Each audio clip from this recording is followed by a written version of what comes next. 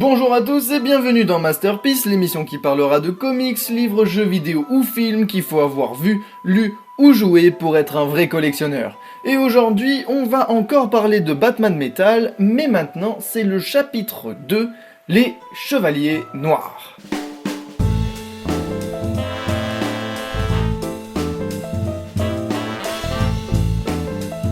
On va aujourd'hui faire quelque chose de très différent, pas d'aspect extérieur ni intérieur, comme c'est la continuité du chapitre 1, je vais juste vous en parler. On va bien évidemment revenir quand même sur les dessins qui sont toujours très différents, mais enfin cela est cohérent avec les persos.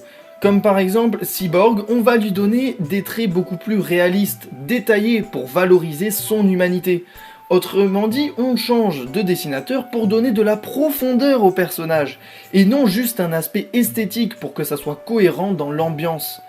Donc ça, c'est déjà beaucoup mieux. Même le scénario, même si ce sont différents scénaristes, oui, l'histoire entière reste quand même cohérente.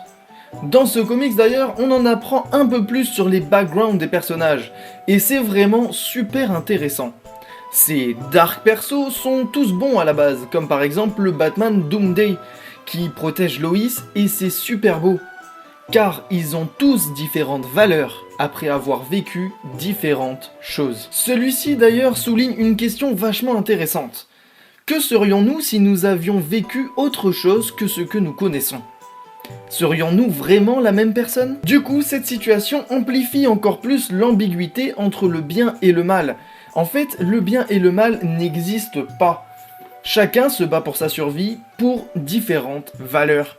Alors, on se remet en question sur nos valeurs, qui sont imprégnées par d'autres valeurs, parce que l'univers noir est le mauvais côté de nos bonnes valeurs.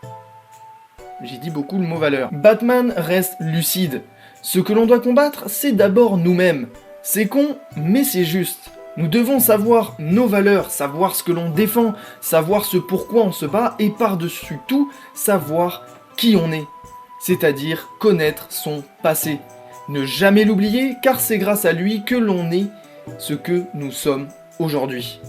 Le passé, il ne faut pas le réécrire, mais vivre avec pour en faire une force. Regardez Batman Doomsday.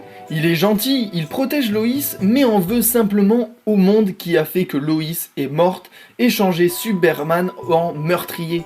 Il n'y a pas de gentil ni de méchant. Chacun se bat pour la survie du monde, même s'il a détruit son propre monde.